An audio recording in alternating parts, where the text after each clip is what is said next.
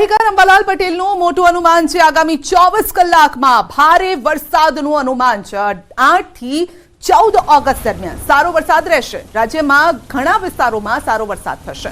દક્ષિણ ગુજરાતમાં ભારે વરસાદનું અનુમાન છે। ઉત્તર અને મધ્ય ગુજરાતમાં પણ સારો વરસાદ રહી શકે છે। વરસાદ થયો છે એટલે આગામી 24 કલાકમાં રાજ્યના ભાગોમાં વરસાદી ઝાપટા વધી શકે છે।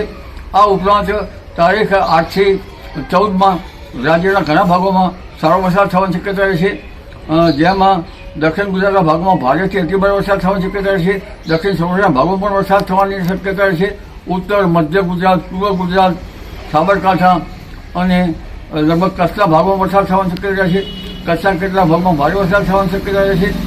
ઉલ્લેખનીય છે કે તારીખ 17 થી 24માં પણ રાજ્યના ઘણા ભાગોમાં ભારે કેટલાક ભાગોમાં અતિભારે વરસાદ થવાની શક્યતા છે અને તારીખ 24 સુધીમાં દેશ સહિત રાજ્યના કેટલાક ભાગમાં પૂરની સ્થિતિ પણ સંભળી શકે।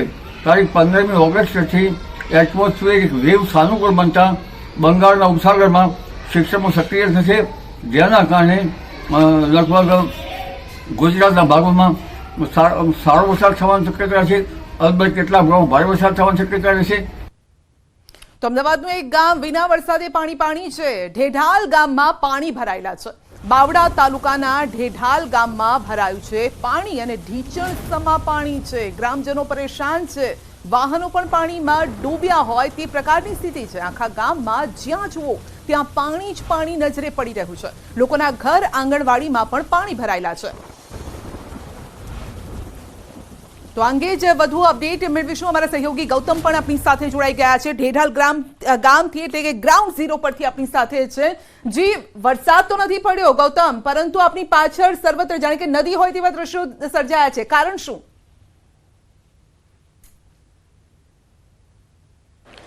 ચોક્કસથી જે પ્રકારે ઓછો વરસાદ અમદાવાદ જિલ્લામાં થયો છે, પરંતુ બાવળા તાલુકાનું આ ગામ ઢેઢાલ ગામ છે કે જ્યાં સમગ્ર જે ગામ જે છે તે પાણી જ પાણી હોય તે પ્રકારના દ્રશ્યો જોવા મળી રહ્યા છે।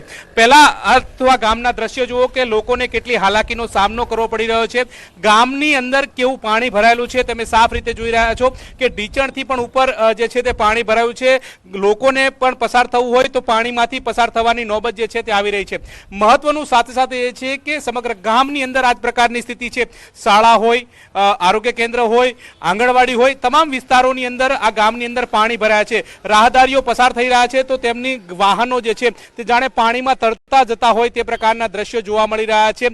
લોકોના બાઇક પણ અહીંથી પસાર થાય તો બંધ થઈ જતા હોય તે પ્રકારની નોબત જે છે તે આવી રહી છે। મહત્વનું સાથે સાથે એ છે કે બાવળા તાલુકા અહીંથી 1 કિલોમીટર દૂર આવેલું છે અને બાવળાની જે ગટરનું પાણી જે છે ત્યાં તળાવની અંદર ભરાવાના કારણે તળાવ ઓવરફ્લો થયું છે અને સમગ્ર ગામને પાણી જ પાણી કરી મૂક્યું છે। આ પ્રકારની સ્થિતિનું નિર્માણ જે છે તે થયું છે અને લોકોના ઘરમાં પણ આ પાણી ઘૂસ્યા હોય તે પ્રકારના દ્રશ્યો જે છે તે જોવા મળી રહ્યા છે। લોકોના ઘરમાં પણ પાણી ઘૂસી ગયા છે।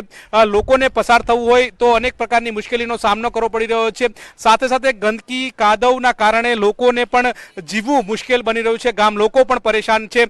તંત્ર સુધી અનેક વખત રજૂઆત કરી છે, રજૂઆત કોઈ સાંભળતું નથી। ગ્રામજનો પણ આપણી સાથે છે, તેમની સાથે વાત કરીશું।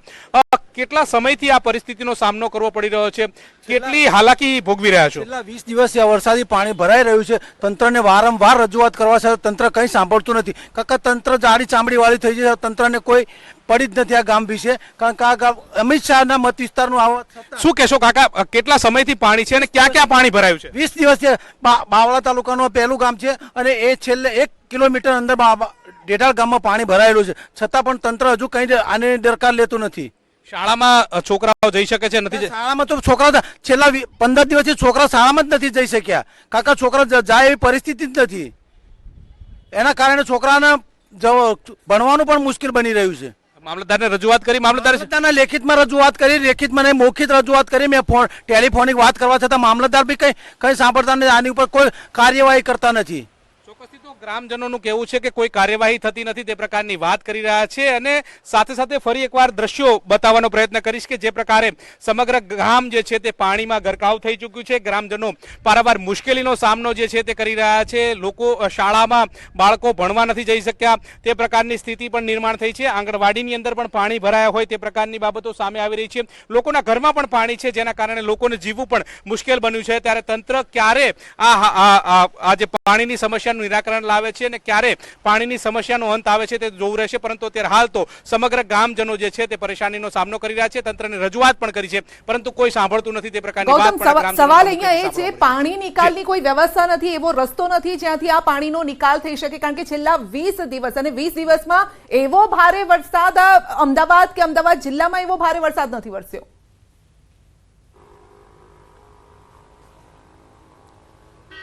ચોક્કસ વાત એ છે કે બાજુમાં જ 1 કિલોમીટર દૂર અહીંયા બાવળા આવેલું છે અને બાવળાનું જે પાણી જે છે ગટરનું પાણી એ ગામના આ તળાવની અંદર ઘૂસી જાય છે અને તેના કારણે સમગ્ર ગામ જે છે તે પાણી થઈ જાય છે. આ વરસાદી પાણી નથી ભરાતા પરંતુ ગંદકીના પાણી ભરાય છે.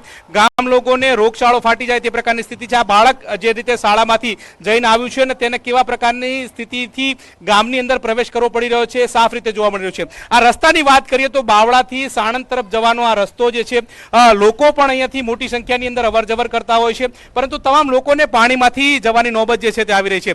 ગ્રામજનો પણ કહી રહ્યા છે કે પાણીનો નિકાલ કરો. કાકા, આ પાણીનો નિકાલ માટેની કોઈ વ્યવસ્થા નથી કે નિકાલ કરવો હોય તો કેવી રીતે કરી શકે તંત્ર? પાણીનો એક જ નિકાલ છે કે બાવળા તાલુકા જે આદરોડા રોડથી પહેલા જ જતું હતું, 50 વર્ષ પહેલા પાણી જ થતું હતું, ત્યાંથી જ જતું હતું. પણ આ ગામ લોકોએ અવળા રસ્તા ચડાવી અને પાણી નેવાના પાણી મુભારા ચડાવવાની વાતો કરે છે. પાણી ક્યારે જવાનું નથી. હવે આ પાણી વરસાદી તો પાણી છે કે રાઈસ મિલોનું ગંદકીનું પાણી ભળી ગયું છે જેના કારણે રોગચાળો ફાટી નીકળવાની પણ ભય સેવાઈ રહ્યો છે ગામમાં. રોગચાળો ફાટી નીકળે એ પ્રકારની દહેશત ગામ લોકોને પણ છે. સવાલ એ છે પાણીનો નિકાલ ઝડપથી થવો જોઈએ. આપનો આભાર.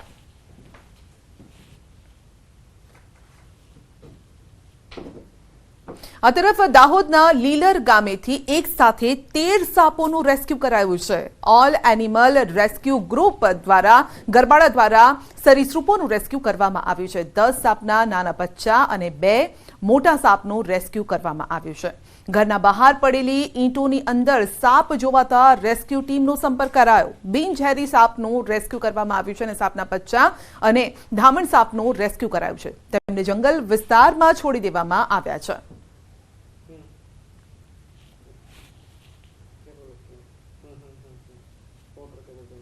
ચોમાસા દરમિયાન તમારા પગરખા સંભાળજો. અંકલેશ્વરમાં બૂટમાંથી નીકળ્યો છે સાપ. ઘરની બહાર મૂકેલા બૂટ પહેરવા જતા બૂટમાં સાપ નજરે પડ્યો હતો. સમયસર નજર પડી જતા આ બાદ બચાવ થયો છે.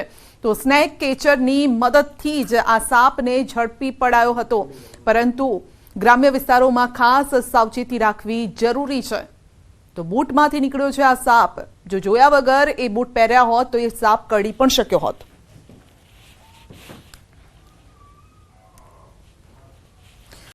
તો રાજ્યના કેટલાક વિસ્તારોમાં સાપ નીકળવાની ઘટના બની રહી છે. આગાહીકાર રમણીક વામજાએ કરી હતી આગાહી. ચોમાસામાં સાપનો ઉપદ્રવ વધવાની આગાહી કરી હતી.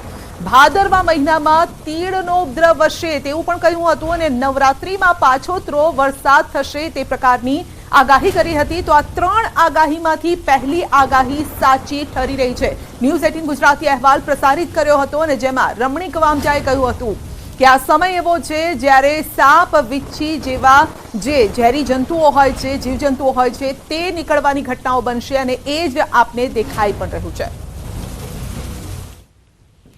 નક્ષત્ર છે અને વાન છે ગધેડો. 8 થી 7માં ગુજરાતની અંદર સૌરાષ્ટ્રની અંદર ગાજવી સાથે વરસાદ થશે. આ નક્ષત્ર દિવસે હોવાથી સાપ વીંછી કરવાનો બનાવ વધારે બનશે અને ભાદરવા મહિનામાં પણ તીડપંખી આવશે. તો રમણીક વામજાની આગાહી સાચી ઠરી છે અને ન્યૂઝ 18 ગુજરાતી આ અહેવાલ પ્રસારિત કર્યો હતો અને જેમાં રમણીક વામજાએ કહ્યું હતું કે સાપ, વીંછી જેવા જે સરીસૃપો પણ હોય છે તે પણ બહાર નીકળવાની ઘટનાઓ બનશે અને આવી 2 થી 3 ઘટનાઓ અમે આજે જ આપને બતાવી રહ્યા છે.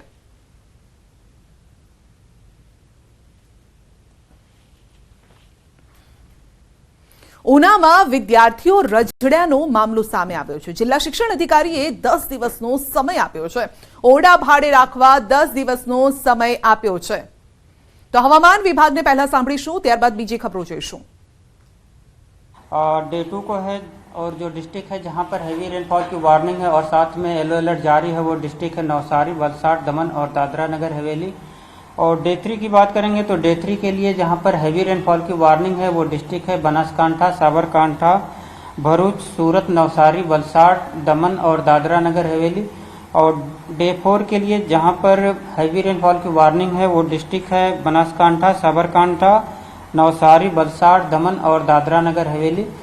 और सौराष्ट्र और कच्छ रीजन की बात करेंगे तो सौराष्ट्र और कच्छ रीजन के लिए डे 3 और डे 4 के लिए भावनगर के लिए हैवी रेनफॉल की वार्निंग है. और थंडरस्टॉर्म वार्निंग की बात करेंगे तो आने वाले 3 दिनों के लिए गुजरात स्टेट के सारे डिस्ट्रिक्ट कवर हैं जिसमें थंडरस्टॉर्म की वार्निंग है. और फिशरमैन वार्निंग आने वाले 5 दिनों के लिए एंटायर गुजरात कोस्ट के लिए है. और जो विंड की स्पीड होगी वो 35 से 45 kmph और साथ में जो गस्टी विंड होगी वो 55 kmph के आसपास रहने का पूर्वानुमान है.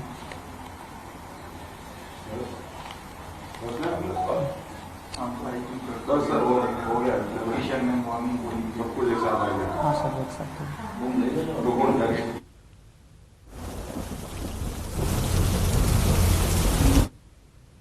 બુલેટિનમાં આગળ વધીશું નાનકડા બ્રેક બાદ.